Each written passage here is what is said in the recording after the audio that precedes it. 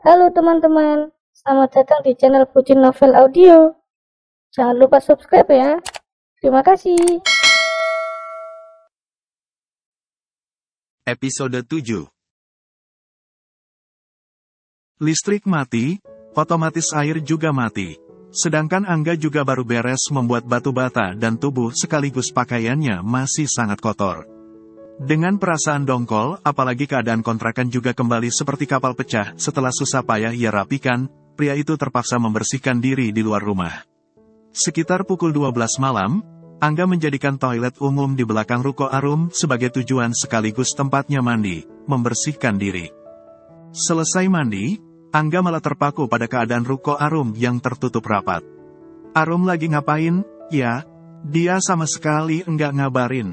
Capek banget. Aku juga lapar banget. Andai aku bangunin dia, pasti dia mau.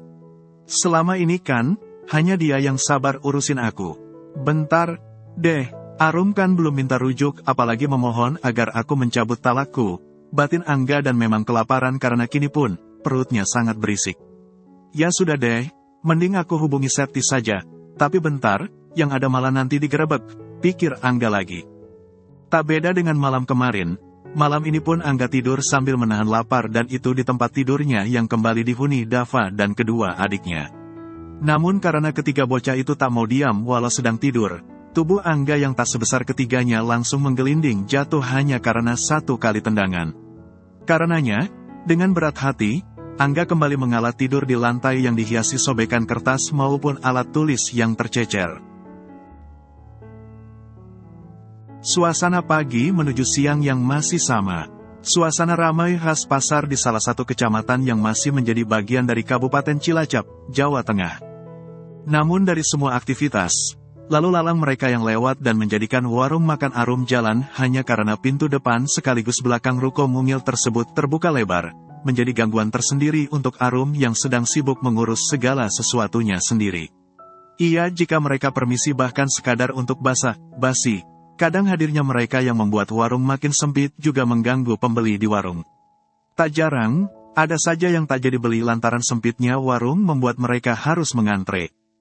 Seorang wanita berjilbab hitam bertubuh segar dan baru datang, heran mengamati suasana warung Arum. Arum yang kebetulan baru balik badan meninggalkan kedua kompor yang semuanya dalam keadaan menyala dan keempat sumbunya juga dihiasi masakan berbeda, tersenyum menyambutnya.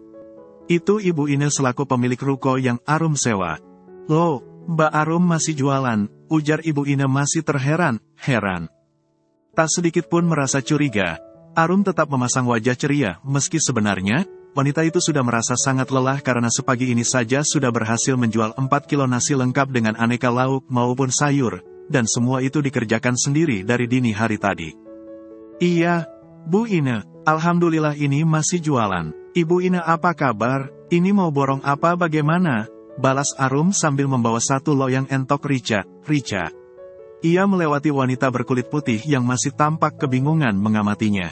Selain itu, Ibu Ine juga mengamati suasana warungnya yang sedang penuh pengunjung, dengan tatapan tak kalah bingung. Arum berpikir, keadaan tersebut terjadi karena tak beda dengan yang lain, Ibu Ine juga iba kepadanya yang meski baru melahirkan tapi sudah sibuk jualan.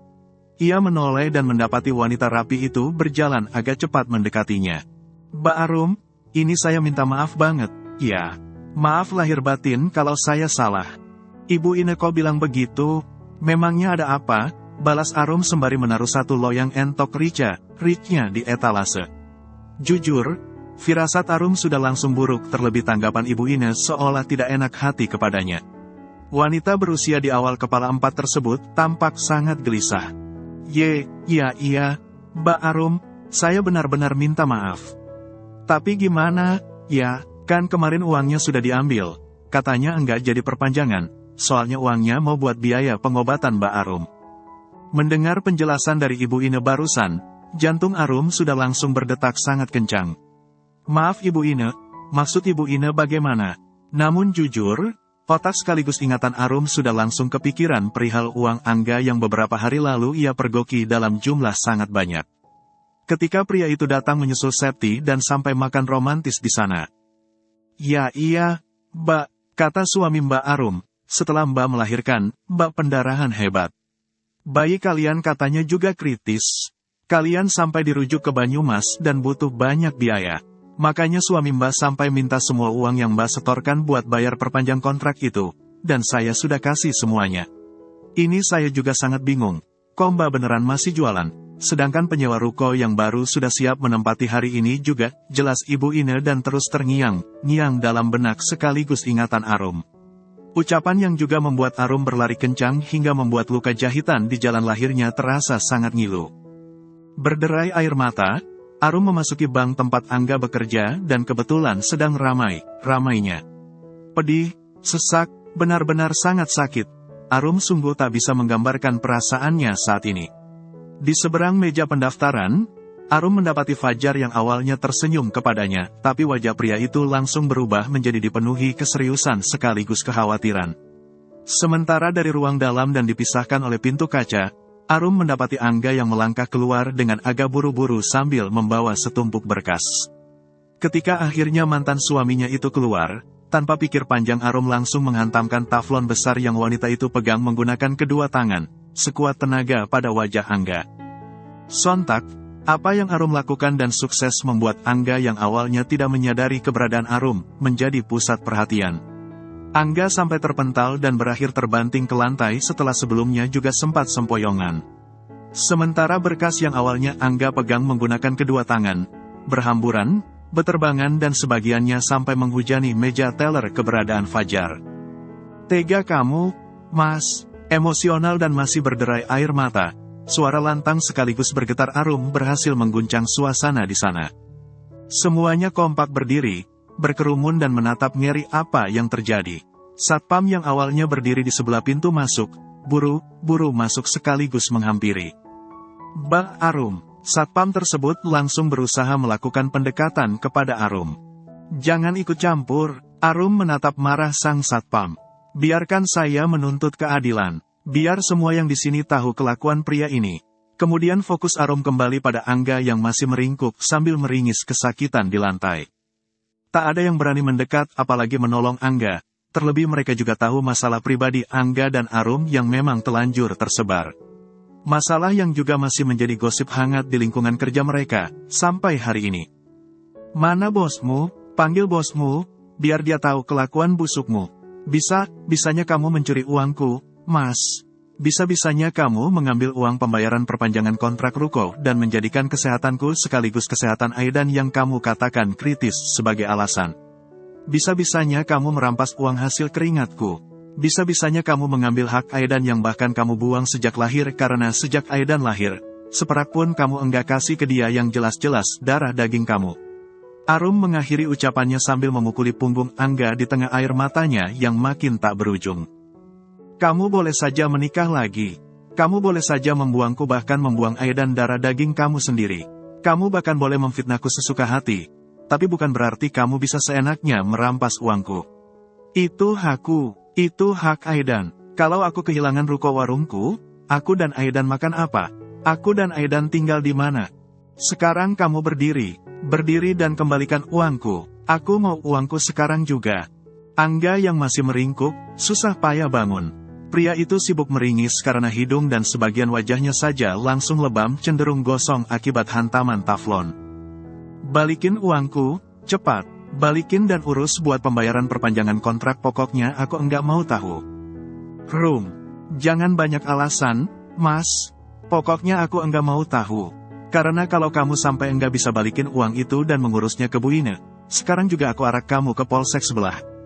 Kesabaran Arum sungguh habis. Tak peduli siapa laki yang tengah ia hakimi. Tak peduli semua mata di sana sudah fokus memperhatikannya. Bahkan bos besar di bank sana sampai keluar dari ruang kerjanya.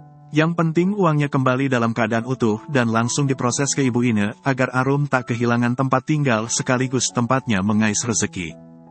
Mbak Arum, ini maaf sekali. Tapi tolong jangan bawa masalah kalian ke sini. Tolong selesaikan masalah kalian di tempat lain. Jangan di sini karena ini. Pak Mukmin selaku brand manager atau manajer kantor cabang Bank Angga bekerja, tak kuasa melanjutkan ucapannya lantaran Arum yang masih memegang taflon dan wanita itu tampak sangat emosional sekaligus hancur, sudah langsung memotong ucapannya. Justru kalau saya tidak menyelesaikan semuanya di sini, yang ada apa yang saya tuntutkan kepadanya hanya dianggap angin lalu, Pak. Yang ada, saya terus ditipu, dijadikan sapi perah. Karena jangankan kepada saya, darah dagingnya yang belum genap berusia 1 minggu saja sudah dia korbankan. Jadi, sekarang juga saya benar memohon, Pak. Ini masalah hak saya, hak anak saya, masalah yang juga menyangkut kepentingan orang banyak. Dan uang yang karyawan Bapak ambil tidak sedikit.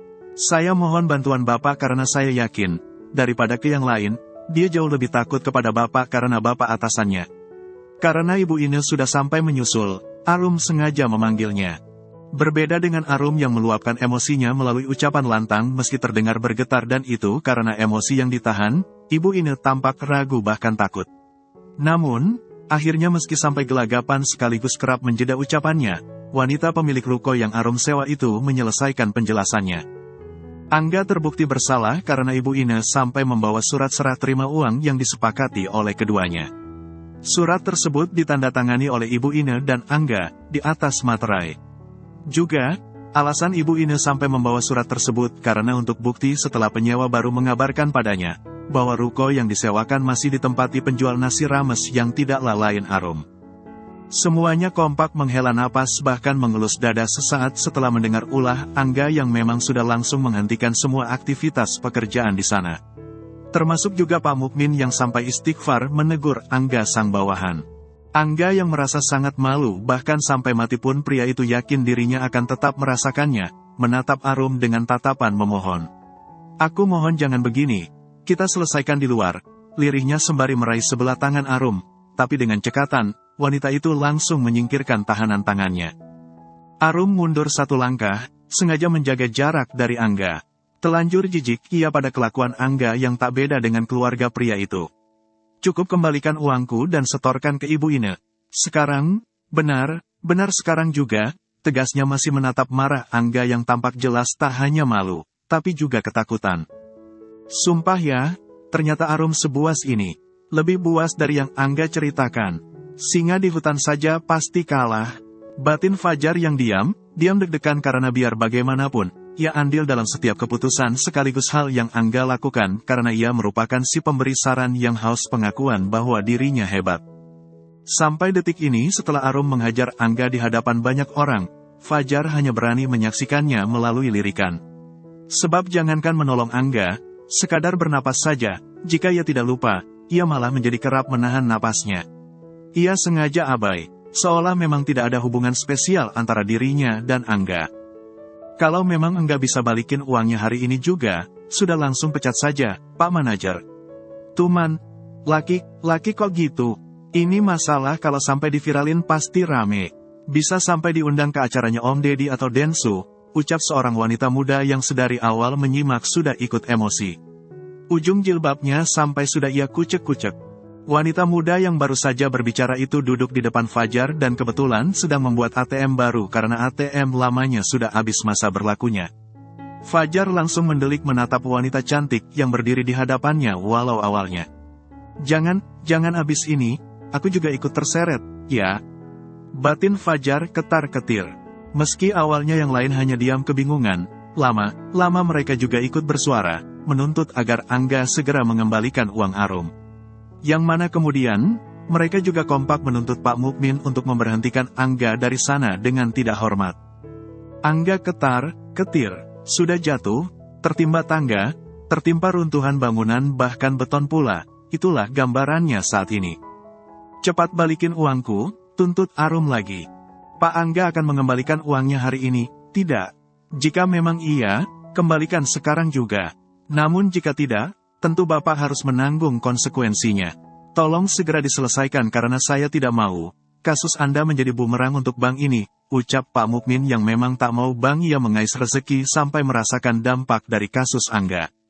Panjang urusannya jika hukum sosial yang harus Angga terima juga sampai berdampak pada bank ia bekerja dan otomatis juga akan mengancam nasib karirnya di sana. Angga menggeragap dan memang bingung sebingung-bingungnya. Ia melirik Arum sambil menggaruk asal telinga dan kepalanya yang mendadak terasa gatal semua. Sang atasan sudah sampai memberinya peringatan tegas. Lebih parahnya lagi, Arum seolah tidak hanya sedang menggertak karena Arum tampak sungguh-sungguh. Uangnya masih ada, kan? Sinis Arum. Pria di hadapannya makin pucat. Jawab saja apa susahnya, sih? Nyolong modal bohong dan sampai bilang anak kritis saja kamu pinter. Arum makin yakin jika uangnya merupakan uang yang sama saat Angga makan sekaligus belanja persiapan pernikahan dengan Septi. Pak Mukmin, tolong, ini karyawannya suruh ngaku. Saya kasih 5 menit sebelum saya arah ke kantor polisi. Rum, tolong jangan begini, sergah Angga. Kalau kamu enggak mau aku begini ya sini, balikin uang aku, sergah Arum geregetan dan makin geregetan lantaran Angga hanya kebingungan. Jangankan mengembalikan uang, membalasnya saja, pria itu seolah tidak akan. Tinggal jawab terus balikin uangku, yang aku mau cuma itu, Mas. Lihat, sudah 3 menit kamu membuat aku bahkan semuanya menunggu. Rum, aku yakin uang segitu enggak ada apa-apanya buat kamu. Aku yakin, uang segitu pasti bisa kamu dapat dengan sangat mudah karena selama ini pun, kamu pintar cari uang. Angga refleks kicep lantaran Arum sudah nyaris kembali menghantamkan taflon yang masih dihiasi bumbu rica-rica. Cukup jawab dan kembalikan uangku. Atau memang, uang itu sudah habis. Detik itu juga, Arum yang merasa tubuhnya sudah seperti dipanggang hanya karena menahan emosi, berkata, kamu enggak pakai uang itu buat modal pernikahan baru kamu, kan, Mas? Kamu pakai uangku buat bersenang, senang dengan calon istri baru kamu yang sedang hamil, dan status anaknya pun tidak jelas itu anak siapa. Suara gemetaran Arum yang sampai diakhiri teriakan di tengah kenyataan Arum yang kembali berlinang air mata, juga sukses membuat para wanita di sana menitikkan air mata. Termasuk Ibu Nur yang baru datang dan langsung merangkul Arum dari belakang. Tega kamu, enggak punya otak, ingin hidup gaya tapi enggak mau modal. Cepat ambil uang itu, balikin. Uangkan lagi pokoknya aku enggak mau tahu. Kamu boleh saja bergaya, tapi tolong sesuai kemampuan, Mas. Sekarang aku tanya, siapa parasit rumah tangga yang sebenarnya? Aku, apa kamu dan keluargamu yang gaya hidupnya bak Sultan kau itu? Tapi itu enggak mungkin, Rum.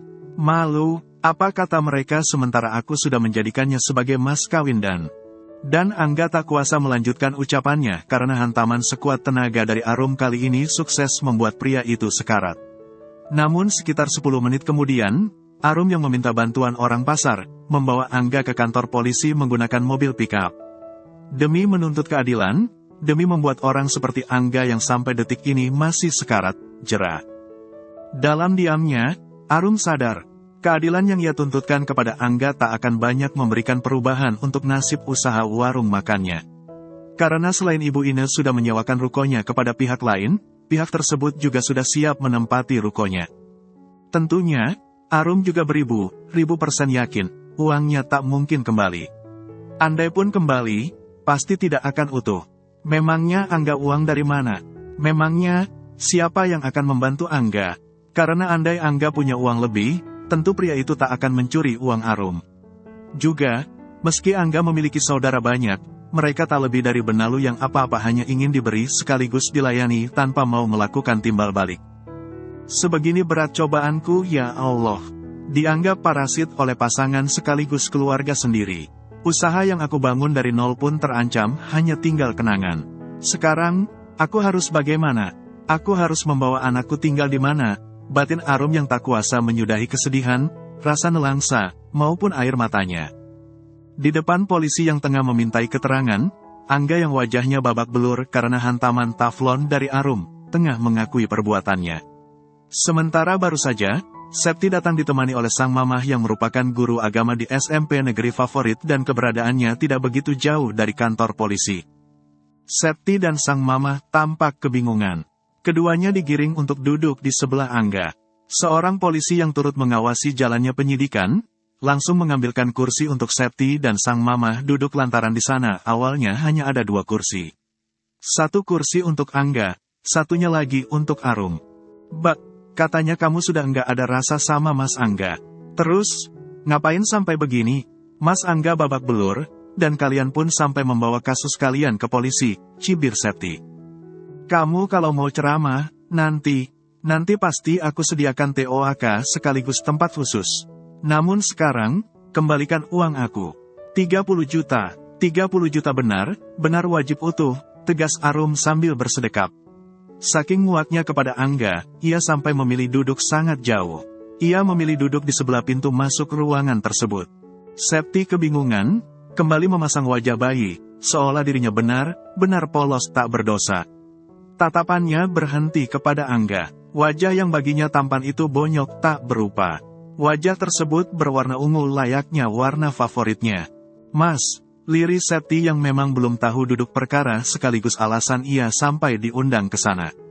Yang ia tahu ya karena Arum masih belum rela lepas dari Angga. Arum tak terima diceraikan sementara Angga lebih memilihnya dan mereka akan menikah dalam waktu dekat. Maaf, Sep, Bu, Angga tidak berani menatap bahkan sekadar melirik kedua wanita di sebelahnya. Satu wanita muda berpenampilan modis dan memangku tas jinjingnya. Satu lagi wanita yang penampilannya sangat agamis dan sampai memakai cadar. Iya, Mas, aku pasti dukung kamu karena aku sayang banget ke kamu, liris Septi sambil memeluk Angga. Ia membenamkan manja wajahnya di punggung Angga kemudian melongok Arum yang ada di belakang sana. Pak, itu tolong jangan suruh drama kelamaan. Saya ingin uang saya secepatnya. Hari ini juga karena hari ini pun, saya sudah otomatis tidak punya tempat tinggal maupun lapak pekerjaan, tegas Arum. Kamu bisa tinggal di kontrakan, Rum, ucap Angga yang masih menunduk dan belum membalas dekapan Septi. Kamu sadar, kamu ngomong apa, Mas? Atau jangan, ini sudah bagian dari rencana kamu. Kamu sengaja nyolong uangku buat modal pernikahanmu. Agar aku kehilangan sumber penghasilan sekaligus tempat tinggalku. Kamu berpikir aku akan mengemis minta balikan ke kamu? Tegas Arum sambil menggeleng tak habis pikir. Drama banget ya otak kamu. Ibu Fatimah, selaku Mama Septi langsung beristighfar. Ba Arum, istighfar, Ba. Istighfar bagaimana? Ibu pikir, saya kesurupan, serga Arum tak terima. Sedang genting dan masa depannya maupun sang putra menjadi taruhannya. Malah ada manusia sok alim yang mendidik anaknya saja tidak bisa. Ibu Fatimah sangat mirip dengan Septi walau penampilan mereka berbeda. Caranya bersikap, termasuk tutur katanya yang lembut nan manja tak berdosa. Astagfirullah, Mbak, andai Mbak tidak mau bercerai, tidak apa karena Septi juga tidak mempermasalahkannya. Septi mengakui dirinya salah. Ibu Fatimah, tolong, jangan ceramah dulu, biarkan Pak Polisi yang menjelaskannya. Saya sama sekali enggak ada niatan bahkan sekadar berharap ke si Angga kok. Malahan saya bersyukur memilih lepas dari manusia model dia. Sudah, jangan dilanjut. Urusan doa, biar jadi urusan masing-masing, dengan Tuhan masing-masing. Kalaupun Mbak Arum merasa diri Mbak lebih suci hanya karena Septi hamil di luar pernikahan, sementara Mbak Arum wanita mandiri yang sudah mengabdi kepada Nak Angga sekeluarga. Ibu Fatimah masih berbicara panjang lebar. Arum sampai geregetan, makin emosi dan benar ingin mengamuk. Sayang, taflonnya sudah diamankan oleh pihak kepolisian. Karena polisi di sana juga tak kalah pusing lantaran Ibu Fatimah terus ceramah, mereka pun segera menjelaskan. Membuat Septi dan Ibu Fatimah langsung kebingungan menahan malu. Septi sampai melepaskan dekapannya kepada sang lelaki pujaan yang kian menunduk dalam. Menurut yang bersangkutan, uang sudah dipakai untuk membeli seperangkat mas kawin, sekaligus membayar segala sesuatunya. Jadi, tolong semuanya dikumpulkan, dikembalikan dalam bentuk uang seperti yang Ibu Arum tuntutkan. Namun jika kalian memilih untuk menebusnya, sepertinya itu jauh lebih baik agar persiapan pernikahan kalian tak terganggu, jelas penyidik di sana. Bersambung dulu ya teman-teman,